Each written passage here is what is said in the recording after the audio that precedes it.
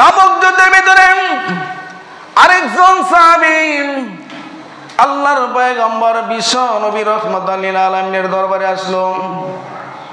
মুসলমান ভাইরা রে আমার, আল্লাহর পয়গম্বর যখন ডাক দিলেন, সাহাবীরা রে, রোমানদের সাথে আমাদের লড়াই হবে। বর্তমান পৃথিবীর সবচেয়ে বড় সুপার পাওয়ার এই রোমানদের সাথে আমাদের লড়াই হবে। তোমাদের যা কিছু আছে আমার দরবারে এনে হাজির করে দাও।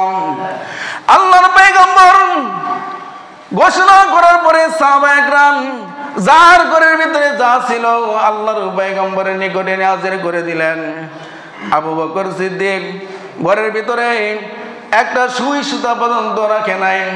খেজুর পাতার বেড়ার মধ্যে এরকম ভাবে থাপড়িয়ে থাপড়িয়ে সুই সুতা পর্যন্ত আল্লাহর নবীর দরবারে নিয়ে উপস্থিত করলেন। সাহাবীরা বিভিন্ন জিনিস দিতে লাগলো। ইতিহাসের ভিতরে একজন সাহাবীর নাম লেখে, যার নাম হলো আব্দুল্লাহ। ওই আব্দুল্লাহ নামক সাহাবী আল্লাহর নবীর দরবারে হাজির হয়ে ডাকলেন, ইয়া রাসূলুল্লাহ, ওগো নবীজি, আপনার সাহাবীরা বিভিন্ন জিনিস দিতেছে গো। আমার তো বাড়ি নাই, আমার তো ঘর নাই, আমার মা নাই, আমার বাবা নাই। ও নবীজি, মসজিদে নববীর বারিন্দার ভিতরে আমি থাকি, আমার ঘর নাই, বাড়ি নাই। আল্লাহর নবীর দরবারে হাদিয়া আসলে আমি খাই, আপনাকে দেওয়ার মতন আমার কাছে কোনো কিছু নাই। নবী গো, আমি আপনার নিকট আমার জানটা নিয়ে আসছি, আমাকে জিহাদের ময়দানে নিয়ে যান, আমার জানটা আল্লাহর রাস্তায় দিয়ে দিতে চান। তো এই তাবুক যুদ্ধে যাদেরকে যুদ্ধে যাওয়ার উপযোগী মনে করলেন না বিশ্বনবী, তাদেরকে রেখেই তাবুক যুদ্ধের জন্য রওনা দিলেন, যাদের শরঈ উযর ছিল। তো কিছু কিছু মুনাফিক তারা আল্লাহর নবীর সাথে জিহাদে গেল না, আর কিছু কিছু মুনাফিক জিহাদের ময়দানে রওনা হইয়া পথিমধ্যে আবার তারা ফিরে আসছে।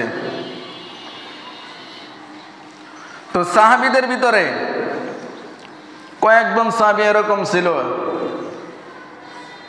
যারা মনে করছিল যে রাসূল রওনা দিয়েছে, আমরাও কিছুক্ষণ পরে রাসূলের সাথে সাথে রওনা দিব। তো যুদ্ধের প্রস্তুতি সমস্ত সাহাবীরা যখন নিছে, আল্লাহর পয়গম্বর বললেন, চলো এবার যুদ্ধ করার জন্য যাই। তো এদের ভিতরে একজন সাহাবী ছিলেন যার নাম ইতিহাসের পাতায় লিখছে কাব ইবনে মালিক। ওই কাব বিন মালিক সে চিন্তা করলো যে আমার তো শক্তিশালী বাহন আছে, যে কোনো সময় আমি আল্লাহর রাসূলকে গিয়া ধরে ফেলবো। এই জন্য সে আর ঘর থেকে বের হইছে না। কথার কথা আমরা তো বলি, হুজুর আপনি যান, ইনশাল্লাহ আমরা এই দিক দিয়ে কাজ দোষের আপনার সাথে মিছিলের মধ্যে অংশগ্রহণ করবো, এরকম বলি না? বলি। তো কাব ইবনে মালিক সে মন্তস্থ করলো যে নবীজি যাক, কিছুক্ষণ পরে আমার তো শক্তিশালী ঘোড়া আছে, এই ঘোড়া দৌড়াই আমি রাসূলুল্লাহর সাথে গিয়া মিলিত হতে পারবো।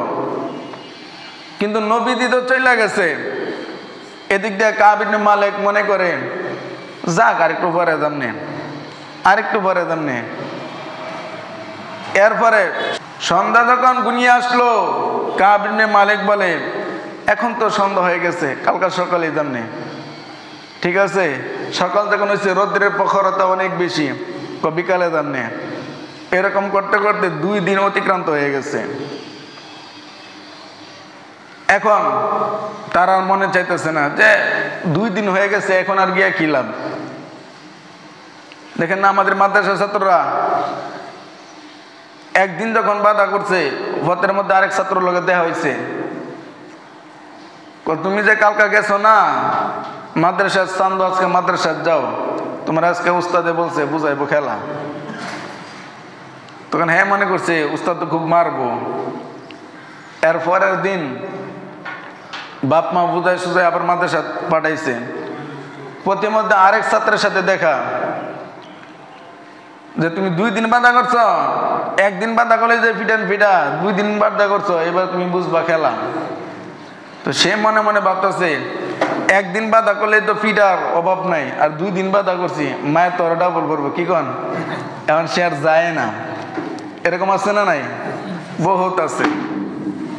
এখন কাব ইবনে মালিক চিন্তা করে যে রাসূলুল্লাহ তো চলে গেছে, 2 দিন হয়েছে, আমি তো আর যাইতে পারলাম না, থাক আর যাই লাভ নাই।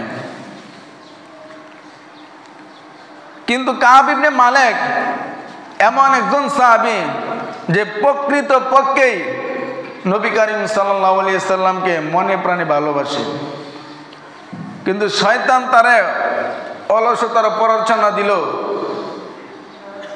অলসতায় সে আর যাইতে পারছে না।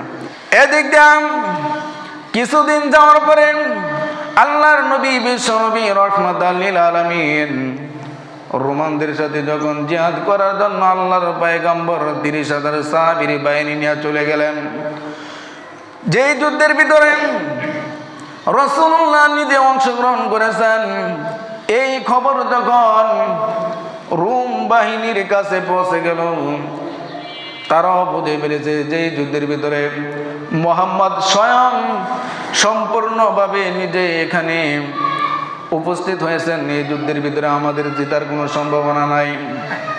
এজন্য রোমানদের সাথে আর যুদ্ধ হইল না।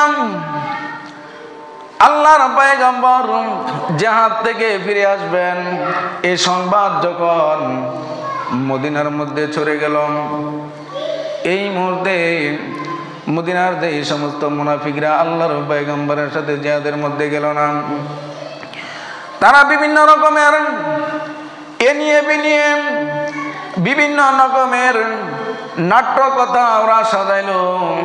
আল্লাহর পয়গম্বর যখন ফিরে আসলো, এখন তারা ডাক দেয়া বলে, ইয়া রাসূলুল্লাহ, আমার গাছের খেজুর তো পড়ে যাইতেছে, বাপ বাপ, খেজুর পেকে খেজুর নষ্ট হয়ে যাইতেছে, এমনি মদিনার বুকে দুর্ভিক্ষ, এই জন্য যাইতে পারি না। বিভিন্ন রকমের উজুর পেশ করতে লাগলো। 1 জন নয়, 2 জন নয়, 80 জন মুনাফিক আল্লাহর পয়গম্বরের কাছে গিয়ে মিথ্যা কথা বলল। আল্লাহর পয়গম্বর বললেন, ঠিক আছে, কোনো সমস্যা নাই, যাও। কিন্তু আল্লাহর পয়গম্বর উনি তো মনে মনে বুঝেন যে কোন লোকটা বিশ্ব নবীর জন্য কিরকম। যেমন একজন মসজিদের ইমাম সাহেব বুঝেন তার মুসল্লিদের ভিতরে কোন মুসল্লি ইমাম সাহেবের জন্য কতটুকু ভালোবাসা আছে, জোরে কোন ঠিক কিনা। ওই নবীজি বুঝতে পারলেন। আল্লাহর পয়গম্বর জিজ্ঞাসা করলেন, ও আমার সাহাবীরা, আমাদের সাথে কাব বিন মালিক কেন যুদ্ধের ভিতরে গেল না? কাব বিন মালিক আল্লাহর নবীর দরবারে আসলো, ডাক দাও, ইয়া রাসূলুল্লাহ, ইয়া হাবিবাল্লাহ, আল্লাহর নবী গো, আমিও আপনার কাছে এসে মিথ্যা কথা বলার জন্য এনিয়ে বিনিয়ে অনেক মিথ্যা কথা আমি শিখে ফেলেছি, কিন্তু আপনার এই নুরানি চেহারা দেখার পরে আপনার সামনে আমি যে মিথ্যা কথা বলবো এরকম সাহস আমার আর ধরলো না। কারণ জানি আপনার সাথে মিথ্যা কথা বললেন আল্লাহ রাব্বুল আলামিন সত্যটা আপনাকে অবশ্যই অবশ্যই জানিয়ে দিবে। আপনাকে তো ওহী নাযিল করে জানাই দিব। যুদ্ধের ময়দানে গেছি না, এটা এক পাপ করছি, অন্যায় হয়েছে, আবার আপনার সাথে মিথ্যা কথা বলে অন্যায় করবে, এটা হতে পারে না। কারণ জিহাদের ময়দানে যাই নাই। এখন যদি আল্লাহ রাব্বুল আলামিনের কাছে তওবা করি আর আপনার কাছে যদি সত্য স্বীকার করি, হতে পারে আল্লাহ রাব্বুল আলামিন আমাকে মাফ করে দিবেন। কিন্তু চুরির চেয়ে চুরি, আবার সিনা ধরে মিথ্যা কথা বললে যদি আপনার কাছে আমি পার পেয়ে যাই, আল্লাহ রাব্বুল আলামিন আমাকে জিন্দেগিতে ক্ষমা করবেন না। উনি এই বাসনা মনে মনে নিয়ে নিছেন। আল্লাহর পয়গম্বর জিজ্ঞাসা করলেন, কাব বিন মালিক, কেন তুমি যুদ্ধের ময়দানে গেল না? কাব বিন মালিক জবাব দিলেন, ইয়া রাসূলুল্লাহ, আমার স্বাস্থ্য ভালো ছিল, আমার যুদ্ধে যাওয়ার জন্য প্রস্তুতিও ভালো ছিল, তারপর আমি যাইতে পারি নাই। আল্লাহর পয়গম্বর বললেন, কাব বিন মালিক, আমার চোখের সামনে থেকে চলে যাও। এরকম ভাবে আরো 2 জন সাহাবী, ওই 3 জন সাহাবী আল্লাহর পয়গম্বর বিশ্ব নবী রাহমাতুল লিল আলামিনের কাছে গিয়ে সত্য স্বীকার করলেন। ওই কাব বিন মালিক সহ আরো যে দুইজন সাহাবী আছেন, ওই তিনজন সাহাবী আল্লাহর পয়গম্বরের নিকট গিয়ে সত্যটা প্রকাশ করার পরে আল্লাহর পয়গম্বর বললেন, যাও আমার সামনে থেকে চলে যাও। এবার আল্লাহর পয়গম্বর যখন তাদেরকে বের করে দিলেন, সাহাবায়ে কেরাম বুঝতে পারলেন এরা কোনো সাধারণ আসামি না। এজন্য মদিনার অন্যান্য সাহাবীরা ওই কাব বিন মালিক এবং তার সঙ্গী যে আরো দুইজন সাহাবী আছে, এদের সাথে সমস্ত প্রকার মুআমালাত মুআশারাত, ব্যবসা বাণিজ্য লেনদেন পরিত্যাগ করলো। কোন দোকানদারের কাছে গিয়ে কোনো কিছু চাইলে দোকানদার মুখ ফিরাই নাই। এমনকি আল্লাহর পয়গম্বর একজন সাহাবীকে যদি সালাম দেয়, ওই সাহাবীও সালামের উত্তর নেয় না, মুখ ফিরায় নাই। আল্লাহর পয়গম্বর কেউ গিয়ে সালাম দিলে আল্লাহর পয়গম্বরও সালামের উত্তর নেয় না। কিন্তু ওই কাব বিন মালিক বলেন, এই মদিনার সমস্ত লোকেরা আমাদেরকে যখন বয়কট করলো, কিন্তু এক ওয়াক্ত নামাজও আমি মদিনার মসজিদ ছাড়া অন্য মসজিদের ভিতরে আমি পড়ি নাই। 5 ওয়াক্ত নামাজে আমি মসজিদের মধ্যে হাজিরা দিয়েছি। আমি যখন নামাজ আদায় করি, আল্লাহর পয়গম্বরের দিকে এরকম ভাবে তাকায় থাকি, কিন্তু বিশ্বনবীর চোখ যখন আমার চোখের উপর পড়ে যে আল্লাহর পয়গম্বর মুখ ঘুরাই নাই। এবার বুঝেন কিরকম। এদিক দিয়া এক ইহুদি ডাক দিয়া বলেন, ও কাব বিন মালিক, শুনতে পারছি তোমাদের লিডার নাকি তোমাকে ছেড়ে দিয়েছেন, তোমার সাথে সমস্ত প্রকারের ব্যবসা বাণিজ্য লেনদেন তোমার সাথে সে নাকি কথা করে দিয়েছেন, তোমার উপর নাকি জুলুম নির্যাতন করতেছে।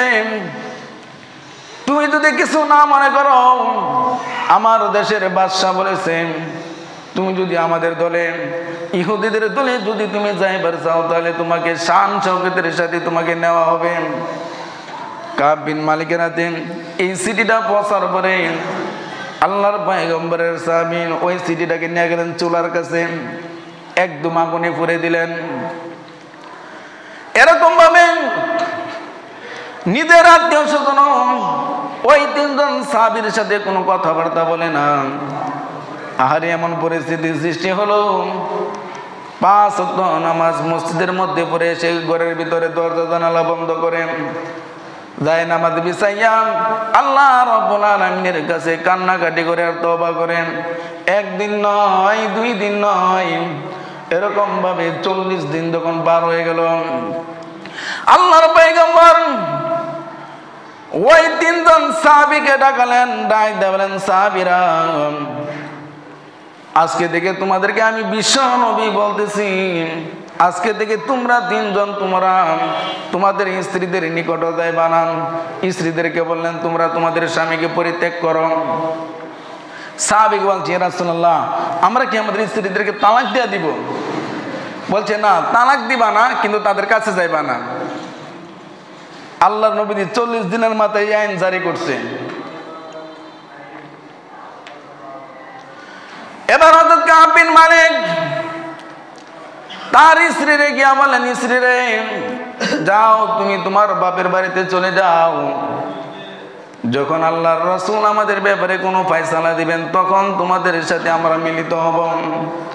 আল্লাহর পয়গম্বরের সাহাবীরা কিরকম মানুষ ছিলেন, কত বড় অফার পাইল। কোন দেশের বাদশা তার কাছে যখন চিঠি দিল, তুমি আমাদের দলে এসে যাও, তোমার কোনো মর্যাদার অভাব পড়বে না। এখন আপনারা বলেন তো দেখি, আমাদের দেশের কোনো হুজুরকে যদি বা কোনো লোককে যদি এরকম ভাবে অফার করা হয়, ডোনাল্ড ট্রাম্প যদি বলে যে তুমি আমার হোয়াইট হাউসের ভিতরে থাকবে, তুমি এসে যাও, তোমাকে আমার দেশের রাষ্ট্রীয় সম্মান দেওয়া হবে, আমরা হইলে কি করতাম? আরে চলে যাই ডোনাল্ড ট্রাম্পের কাছে। আমরা যদি বলতাম আরে ভাই কি কন, আপনি খ্রিস্টানদের সাথে হাত মিলাইতেছেন, তখন বলতো হুজুর ধরেন না আমারে, কারণ আমি যদি ওইখানে যদি যাই কিছু হেকমত খাটাইতে পারবো। কি কন আপনারা? কিছু হেকমত খাটাইতে পারবো। আহারে আমার দেশের কত লোক হেকমত খাটাইতে গিয়া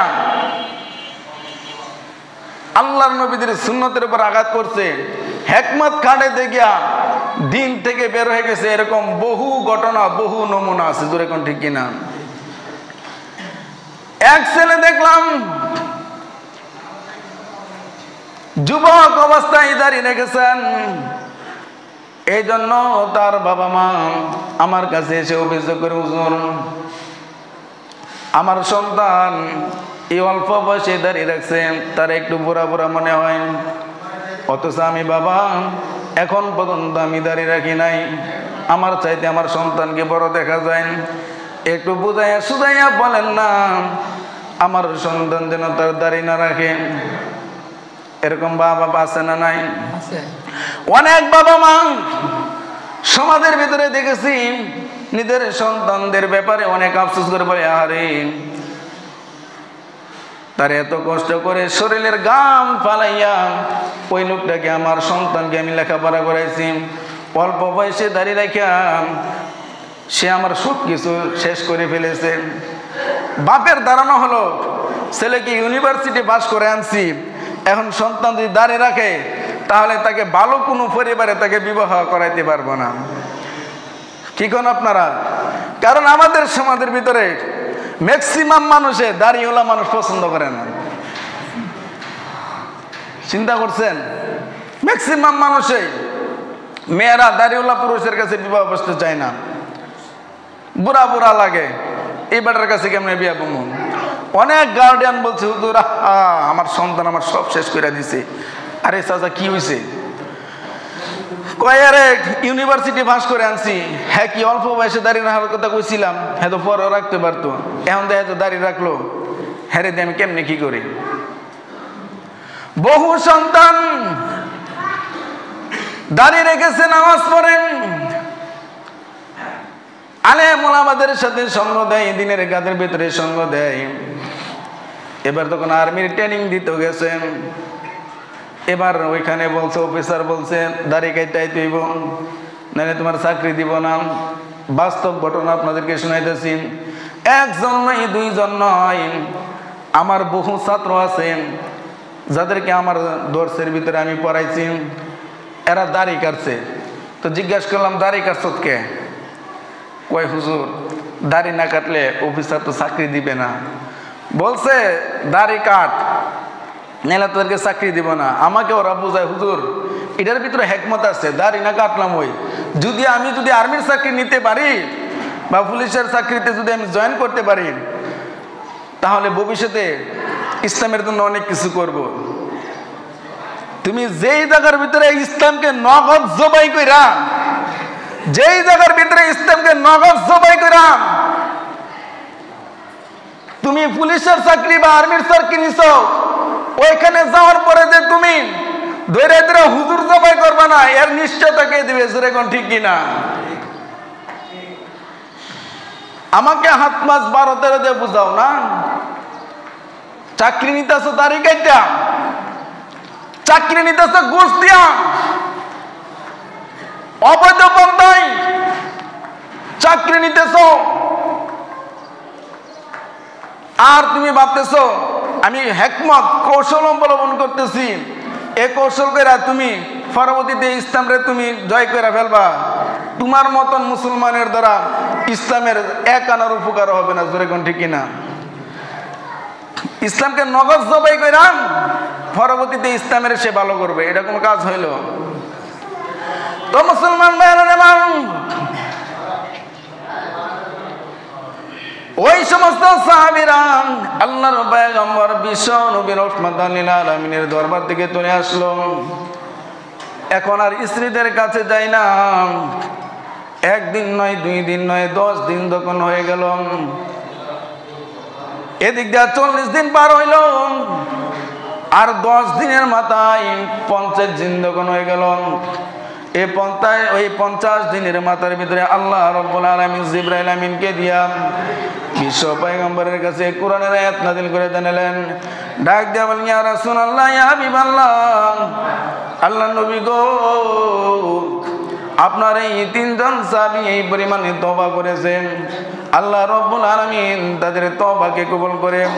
তারা যে অন্যায় করেছিল, জিহাদের ময়দানে না গিয়ে তারা যে অন্যায় করেছিল, আল্লাহ রব্বুল আলামিন তাদের পিছনের সমস্ত অন্যায়গুলোকে আল্লাহ পাক মাফ করে দিয়েছেন।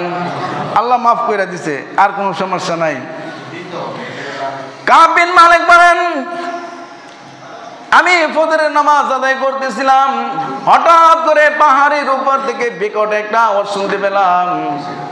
সেজদার মধ্যে মাথা ঠেকাইছিলাম, শুনতে পেলাম কাব বিন মালিক রে, আর কাঁদতে হবে না রে, এবার সেজদা থেকে তোমার মাথাটা উঠাও। আল্লাহ রব্বুল আলামিন তোমার জিন্দেগির গুনাহগুলোকে মাফ করে দিয়েছেন। কাব বিন মালিক অত্যন্ত খুশি হয়ে গেল, আল্লাহর পয়গম্বরের নিকট গেলেন, বিশ্ব পয়গম্বরকে সালাম দিলেন। আল্লাহর পয়গম্বর এবার কাব বিন মালিককে দেখে একটা হাসি দিলেন। সুবহানাল্লাহ, আগামী সপ্তাহ কাব বিন মালিককে দেখে আল্লাহর পয়গম্বর হাসি দিলেন। এবার হাস্যোজ্জ্বল চেহারা। এবার যে সমস্ত সাহাবীরা তাদের সাথে কথাবার্তা বলতো না, আত্মীয় স্বজন তাদের সাথে লেনদেন বন্ধ করে দিয়েছিল, ওই সমস্ত সাহাবীরা এবং আত্মীয় স্বজনেরা এখন হাদিয়া, উপঢৌকন, বিভিন্ন প্রকারের জিনিসপত্র কাব ইবনে মালিক এবং তার দুই সাথীর নিকট নিয়ে আসতে লাগলো। আল্লাহ রাব্বুল আলামিন তাদেরকে মাফ করে দিয়েছেন। কাদিয়ানি যে ফিতনা আছে পৃথিবীর বুকে, কাদিয়ানি যে কাফের, এতে কোনো সন্দেহ নাই। চারো মাযহাবের ফতোয়া অনুযায়ী কাদিয়ানি হলো খাঁটি কাফের। কিন্তু কাদিয়ানির বিরুদ্ধে আন্দোলনে যখন আমাদেরকে ডাক দেওয়া হয়, এটা তো নবীদের ইজ্জতের প্রশ্ন, তখন তো আমাদেরকে দেখা দেয় না। তখন বিভিন্ন রকমের উজুর দিয়া, বিভিন্ন নাট্য অবস্থান দেখিয়ে আমরা আন্দোলন থেকে ভাগার চেষ্টা করি। একবার কি চিন্তা করছেন, দুনিয়াতে যত রঙ্গভঙ্গ করেন না কেন, কিয়ামতের ময়দানে মুহাম্মদুর রাসূলুল্লাহ সাল্লাল্লাহু আলাইহি সাল্লামের সামনে আপনাকে গিয়ে দাঁড়াতে হবে। তখন আপনার রঙ্গভঙ্গি, তখন আপনার এই সমস্ত উজুর আপত্তি কোথায় যাবে? এই জন্য যারা নবীর আশিক দাবি করে, যারা নবীকে ভালোবাসে এটা দাবি করে, নবীর ইজ্জতের যখনই ডাক আসবে সমস্ত উজুরকে লাথি মেরে নবীর ইজ্জত হেফাজতের জন্য ঝাঁপিয়ে পড়তে হবে। জোরে কোন ঠিক কিনা? তাবুক যুদ্ধের ভিতরে আরেকজন সাহাবী আল্লাহর পয়গম্বর বিশ্ব নবী রাহমাতুল লিল আলামিনের দরবারে আসলো।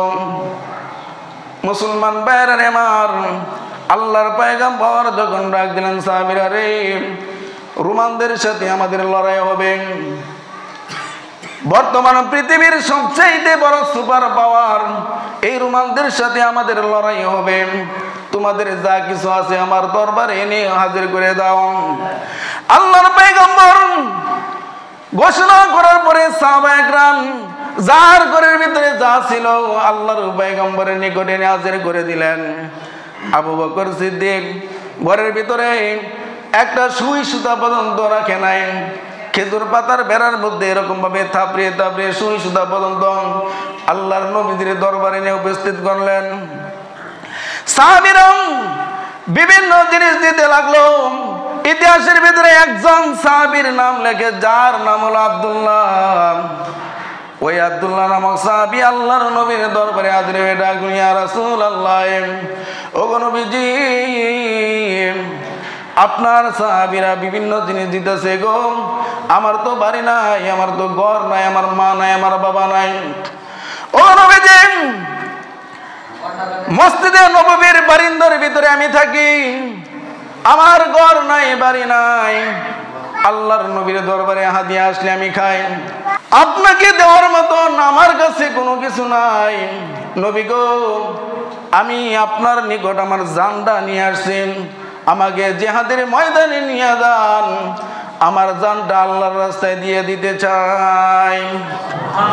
মুসলমান ভাইরা আমার, আপনারা বলতে পারেন হুজুর, এই সাহাবীর কেন ঘর নাই, বাড়ি নাই?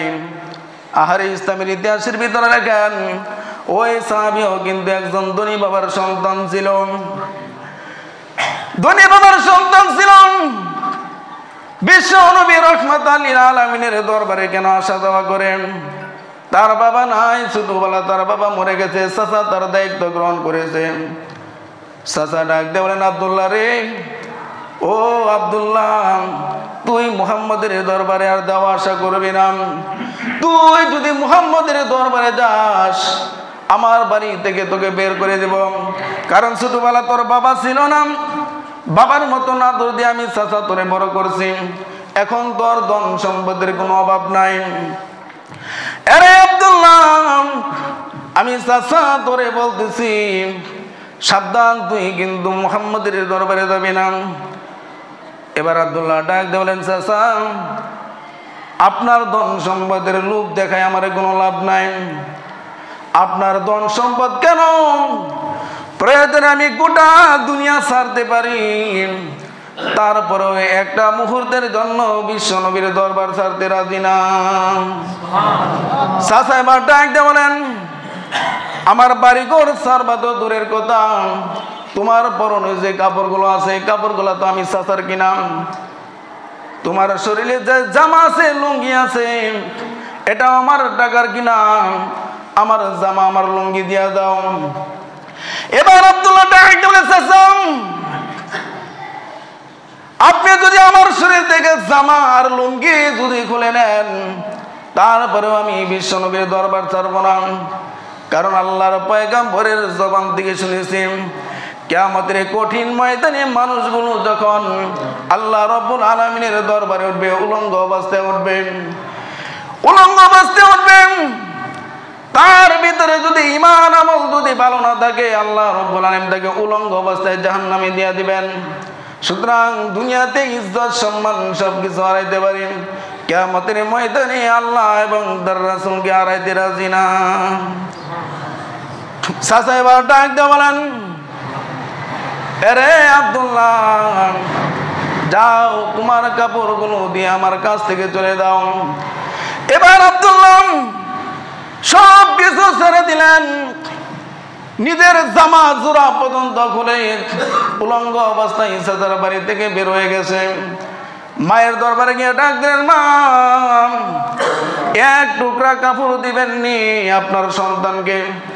যেই কাপড়টা নিয়ে আমি আল্লাহর রাসূল সাল্লাল্লাহু আলাইহি সাল্লামের দরবারে পৌঁছে যাব। মা ডাক দিয়ে বলেন, আব্দুল্লাহ রে, আমার কাছে তো তেমন কোনো কাপড় নাই তোকে পরনের কাপড় দেওয়ার মতন। ডাক দিয়ে বলেন, মা, দেখেন না একটু কাপড়ের ব্যবস্থা করতে পারেন কিনা। মা যখন দেখলেন তার যুবক সন্তান উলঙ্গ অবস্থায় মায়ের সামনে এসে দাঁড়াইছে, মা এবার চক্ষু দুইটা বন্ধ করে ডাক দিলেন, বাবা রে, আমি মা তোরে আমার কম্বলের চিরা একটু অংশ দিলাম, এই অংশটুকু নিয়ে তুই তোর মধ্যস্থান রেখে তোর রাসূলের দরবার পর্যন্ত পৌঁছে যাম। এবার মায়ের কাছ থেকে কম্বলের একটা টুকরা নিয়ে বিশ্ব নবী রাহমাতাল লিল আলামিনের দরবার পর্যন্ত এই কনকন শীতকে উপেক্ষা করে আল্লাহর পয়গম্বরের দরবার পর্যন্ত পৌঁছে গেছেন। গিয়া এরকম ভাবে হুজরা মুবারকের সামনে দাঁড়ায় আছেন।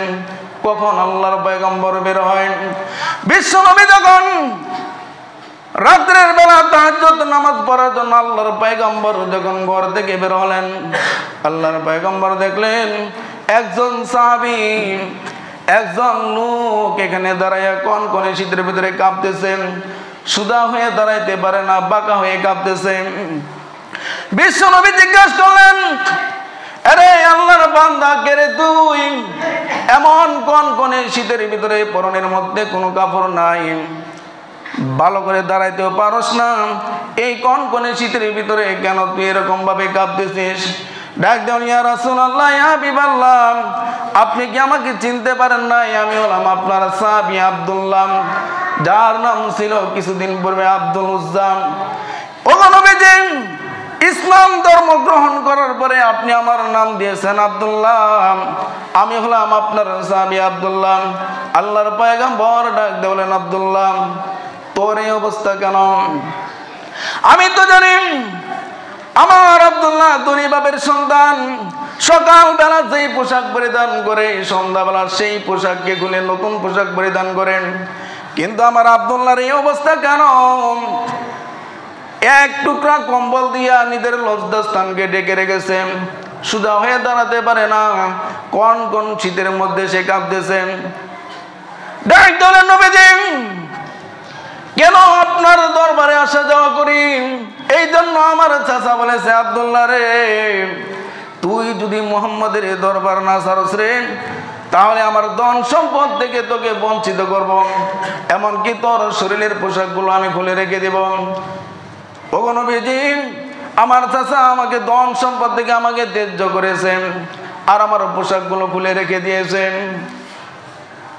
ইয়া রাসূলুল্লাহ, আমি সব কিছু বাদ দিলাম, আমার মায়ের কাছে গেলাম, ডাক দিলাম, মাগো এক টুকরা কাপড় দিবিনি, তোর সন্তানের লজ্জাস্থানটা ডেকে আল্লাহর পয়গম্বরের নিকট দিতাম।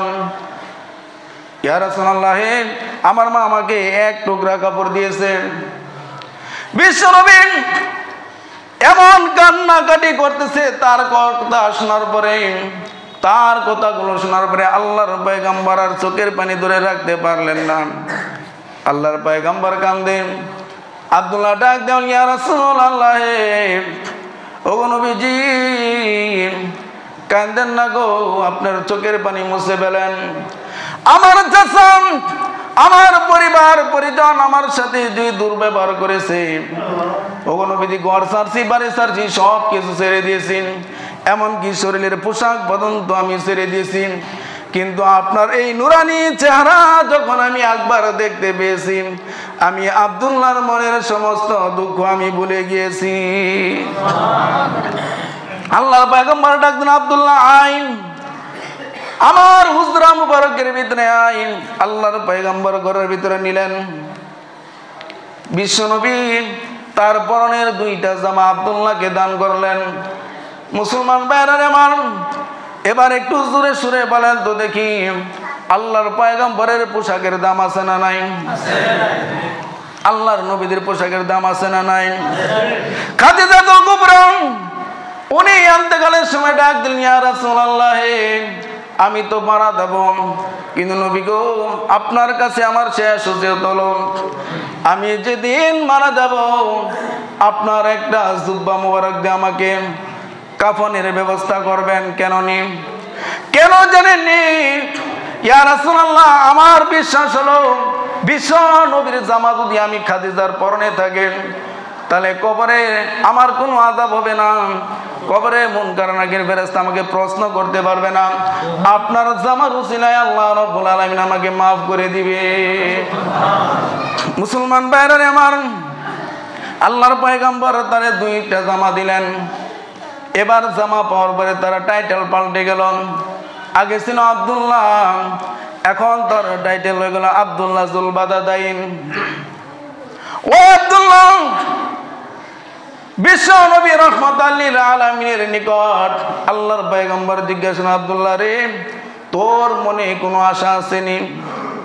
তোর মনে যদি কোনো আকাঙ্ক্ষা থাকে, বাড়ি ছাড়ছত, ঘর ছাড়ছত, আমি বিশ্ব নবীর জন্য পরনের কাপড় ছাড়ছত, আমি বিশ্ব নবীর কাছে তুই চাও, আমি আল্লাহর পয়গম্বর যা চাইবে তোকে আজকে তাই দান করব। আপনারা বলেন তো দেখি, আল্লাহর পয়গম্বরের দান করার ক্ষমতা আছে না নাই? আরো জোরে কোন আছে না নাই? আমরা হইলে কি করতাম? আমাদের দেশের মানুষ ইসলাম ধর্ম গ্রহণ করে, এরপরে হিন্দু যদি ইসলাম ধর্ম গ্রহণ করে মসজিদে মসজিদে গিয়ে ভিক্ষা করে, দেবা আমি নব মুসলিম হয়েছি। ঠিক না, আপনি নব মুসলিম হয়েছেন, আপনার বাড়ি ঘর থেকে আপনাকে বের করছে, আপনি কর্ম করে আপনি কি করেন? আপনার থাকা খাওয়ার ব্যবস্থা করেন। এটা না করে আমাদের দেশে এসে ভিক্ষা করে মসজিদে মসজিদে, এটাও একটা ব্যবসা হয়ে গেছে। কারণ ভিক্ষা করার কোনো অনুমতি ইসলাম কাউকে দেয় নাই। জোরে কোন ঠিক কিনা? এই সমস্ত ভিক্ষা করার, আবার ভিক্ষা তো করে, আবার আল্লাহ এবং তার রাসূলের নাম নিয়ে ভিক্ষা করে। আল্লাহ এবং তার রাসূলের নাম কি ভিক্ষার জায়গার ভিতরে ব্যবহার করবেন না? আল্লাহ এবং তার রাসূলের নাম পার্লামেন্টের ভিতরে ব্যবস্থা করতে হবে। জোরে কোন ঠিক কিনা? ওইখানে তখন আল্লাহ পাকের নাম বেশি বেশি নিবেন, দেশের ভিতরে দেখবেন যেন শান্তি আসছে। কয় না, কুয়ার ভিতরে মরা কুত্তা রেখা বিসমিল্লাহর নাম লয়ে যতই আপনি পানি তুলেন না কেন, পানি কি পবিত্র হবে? পানি পবিত্র হবে না। এই পার্লামেন্টের ভিতরে ইসলামী আদর্শবাদ দিয়া বিভিন্ন কায়দা কানুন, বিভিন্ন টকবকি জিনিস দিয়া আপনি দুনিয়ার ভিতরে আপনি শান্তি কায়েম করবেন আদৌ সম্ভব না। এই জন্য পার্লামেন্টের ভিতরে আল্লাহ এবং তার রাসূলের নাম এবং ইসলামী বিধিবিধান চালু করতে হবে। যেরকম ঠিক না? তো মুসলমান ভাইরা আমার, আল্লাহর পয়গম্বর জিজ্ঞাসা করলেন, আব্দুল্লাহ রে, তুই আমি বিশ্ব নবীর কাছে যা, আমি বিশ্ব নবী আজকে যা চাইবি তোরে তাই দান করব। আব্দুল্লাহ ডাক দেন, ইয়া রাসূলুল্লাহ, আমি আপনার কাছে চাই, ও নবীজি, আপনি আল্লাহ রব্বুল আলামিনের কাছে দোয়া করেন, আল্লাহ রব্বুল আলামিন যেন আমাকে শাহাদাতের মওত দান করেন। আমি আপনার জবান থেকে শুনেছি, কোন মানুষ যদি শহীদ হয়ে মারা যায় তার নাকি মৃত্যুর কষ্ট হয় না। ইয়া রাসূলুল্লাহ, আপনার পবিত্র জবান থেকে শুনেছি, কোন মানুষ যদি শাহাদাতের মৃত্যু হয় কবরের মধ্যে তার সওয়াল হয় না, আর কিয়ামতের এই কঠিন ময়দানে আল্লাহ রব্বুল আলামিন তার বিনা হিসাবে জান্নাত নসিব করবেন। আপনি একটু দোয়া করে দেন। আল্লাহর পয়গম্বর দোয়া করে দিলেন। এবার মসজিদে নববীর ভিতরে আল্লাহর নবী বলেন, তুমি থাকতে দাও আসহাবে সুফার সদস্যদের সাথে। এবার ওই সমস্ত সাহাবীদের সাথে থাকতে গিয়া আব্দুল্লাহ এমন জোরে জোরে আল্লাহ পাকের কালাম আল্লাহ শরীফ তেলাওয়াত করেন। সাহাবীরা অভিযোগ করলেন, ইয়া রাসূলুল্লাহ, আপনার সাহাবী আব্দুল্লাহর তেলাওয়াতের কারণে আমরা জিকির আজকার নামাজ ভালো করে আদায় করতে পারি না। শুধু জোরে জোরে কোরআন শরীফের তেলাওয়াত করেন। আল্লাহর পয়গম্বর ডাক দেন, সাহাবীরা সাবধান, আমার আব্দুল্লাহরে কোনো কিছু বলবা না, কারণ আল্লাহর দ্বীন এই পৃথিবীতে কায়েম করতে গিয়া এই পৃথিবীর বুকে আল্লাহ এবং তার রাসূলকে ভালোবাসতে গিয়ে নিজের পরনের কাপড়টাও পর্যন্ত ছেড়ে দিয়েছে। তার ঈমান কোনো সাধারণ ঈমান নয়, তার ঈমান অনেক দামি ঈমান রে। এই জন্য সাবধান, তারে জোরে কোরআন শরীফ পড়তে তোমরা বাধা দিবা না। তো বলতেছিলাম, ওই সাহাবী তাবুকের যুদ্ধে এসে আল্লাহর পয়গম্বরকে ডাক দিয়ে বলেন, ইয়া রাসূলুল্লাহ, ওগো নবীজি, আমার ঘর নাই, বাড়ি নাই, আমার দেওয়ার মতন কোনো কিছু নাই, আমার এই জীবনটা আল্লাহ এবং তার রাসূলের জন্য দিয়া দিলাম। আল্লাহর পয়গম্বর ডাক দিলেন, আব্দুল্লাহ, যাও একটা গাছের ছাল নিয়ে আসো, গাছের বাকল নিয়ে আসো। আব্দুল্লাহ দৌড়ায় গেলেন, গাছের বাকল নিয়ে আসলেন। এবার বিশ্বনবী ওই বাকলটা আব্দুল্লাহর হাতের মধ্যে বেঁধে দিয়ে বলেন, আল্লাহ, আমার এই আব্দুল্লাহ আল্লাহ এবং তার রাসূলের জন্য ঘর ছেড়েছে, বাড়ি ছেড়েছেন, পরনের লুঙ্গি পর্যন্ত ছেড়ে দিয়েছেন। সে আপনার কাছে শাহাদাতের তামান্না করেছেন। ও আল্লাহ, আমার এই আব্দুল্লাহর জন্য, আমার এই আব্দুল্লাহর রক্তকে কাফেরদের জন্য আমি হারাম করে দিলাম। অর্থাৎ যতই জিহাদের ময়দানে যাক না কেন, কোনো কাফেরের দরবারে যেন আমার আব্দুল্লাহর গায়ে না লাগতে পারে। মুসলমান ভাইরা আমার, এই তাবুক যুদ্ধের ভিতরে চলে গেল। 20 দিন রাসূলুল্লাহ সাল্লাল্লাহু আলাইহি সাল্লাম তাবুক নামক স্থানের ভিতরে অবস্থান করলেন। রোমানরা আর যুদ্ধ করল না। এক তাবুর ভিতরে আব্দুল্লাহ অসুস্থ হয়ে গেল। এমন জ্বর আসলো, এই জ্বরের ভিতরে আব্দুল্লাহ এক সময় জ্ঞান হারাইয়া সে দুনিয়া থেকে পরলোক গমন করেছে। এই খবর যখন আল্লাহর পয়গম্বরের কাছে আসলো, আল্লাহর পয়গম্বর বলেন, আমার আব্দুল্লাহরে গোসল দাও, গোসল দিয়া তারে কাফনের কাপড় ভালো করে পরিধান করাও। এবার তারে গোসল দেওয়া হলো, কাফনের কাপড় পরিধান করা হলো। ওই আব্দুল্লাহর লাশটা সাধারণ কোন সাহাবী নয়, আবু বকরের মতন জলিলে কদর সাহাবী, ওমরের মতন জলিলে কদর সাহাবী। দুইজন সাহাবীর কাঁধে করে কবরের মধ্যে যখন নিয়ে আসলেন, আল্লাহর পয়গম্বর ডাক দিলেন, সাহাবীরা সাবধান, তোমরা কেউ কবরে নামবা না। আমার আব্দুল্লাহর জন্য, তার লাশটা কবরে নামানোর জন্য আমি বিশ্বনবী কবরের ভিতরে নামতেছি। আরো আস্তে কোন সুবহানাল্লাহ। এবার বিশ্বনবী কবরের ভিতরে নিতে নামলেন। এবার সাহাবীদেরকে ডাক দিয়ে বলেন, ও আমার সাহাবীরা, দে আমার লাশটা, আমার আব্দুল্লাহর লাশটা আমার কোলের মধ্যে দে। সাহাবীরা তখন আল্লাহর রাসূলের কোলে আব্দুল্লাহর লাশটাকে দিয়ে দিলেন।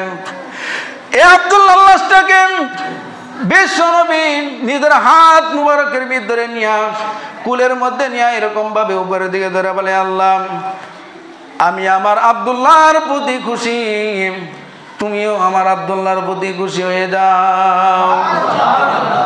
ও আল্লাহ, আজকে সন্ধ্যা পর্যন্ত আমি আমার আব্দুল্লাহর প্রতি খুশি ছিলাম, তুমিও খুশি হয়ে যাও। ও আল্লাহ, আমার আব্দুল্লাহকে আমি বিশ্ব নবীর কোল থেকে তোমার রহমতের কোলে ছাইরা দিতেছি, আমার আব্দুল্লাহর উপর তুমি সন্তুষ্ট হয়ে যাও। এই আব্দুল্লাহর সাথে বিশ্ব নবীর যে ঘটনা ঘটলো, এই অবস্থা দেখার পরে সাহাবীরা এই কবরের পাশে এই কবরের উপরে ঘোরাঘুরি করতে লাগলেন, কান্না আরম্ভ করলেন। এমনকি আবু বকরের মতন জলিলে কদর সাহাবী ডাক দিয়ে বলেন, আব্দুল্লাহ রে, এই লাশটা যদি তোর না হয়ে আমার যদি হইতো রে, যেই জায়গার ভিতরে আল্লাহর নবী বলেছেন, আল্লাহ আমিও আমার আব্দুল্লাহর প্রতি খুশি, তুমিও আমার আব্দুল্লাহর প্রতি খুশি হয়ে যাও। আমার তো কপাল ভালো হয়ে যেত। আমার ভাই, এই ইসলামের ইতিহাস আমাদেরকে কি শিক্ষা দেয়? কি শিখলাম এই ইসলামের ইতিহাস থেকে? আল্লাহ এবং তার রাসূলের জন্য আমাদের কেমন হওয়া উচিত, আল্লাহ এবং তার রাসূলের জন্য কেমন হওয়া উচিত, দিন পালন করার ক্ষেত্রে আমাদের অবস্থান কোথায় হওয়া উচিত, আর আজকে আমরা আছি কোথায়? এর জন্য আমার ভাইরা, যতই ঠানামানা করেন না কেন, থাকতে পারবেন না, থাকতে পারবেন না। দুনিয়াতে যাকে বন্ধু বানাইছেন স্বার্থের উপরে, এক ইঞ্চি যদি আঘাত পড়ে এই বন্ধু আপনাকে ত্যাগ করতে বাধ্য। কাকে বন্ধু বানাচ্ছেন? মা বলেন, বাবা বলেন, স্ত্রী বলেন, সন্তান বলেন, কারো স্বার্থের উপরে যদি চুল পরিমাণে এদিক সেদিক হয়, সে আপনাকে পরিত্যাগ করতে সে কোনো দ্বিধাবোধ করবে না। আসল বন্ধু তো আল্লাহ এবং তার রাসূল। এই জন্য যে কোনো মুহূর্তে, যে কোনো অবস্থায়, প্রতিকূল অবস্থায় হোক, অনুকূল অবস্থায় হোক, সর্বাবস্থায় আল্লাহ এবং তার রাসূলকে ভালোবাসতে হবে। জোরে কোন ঠিক কিনা?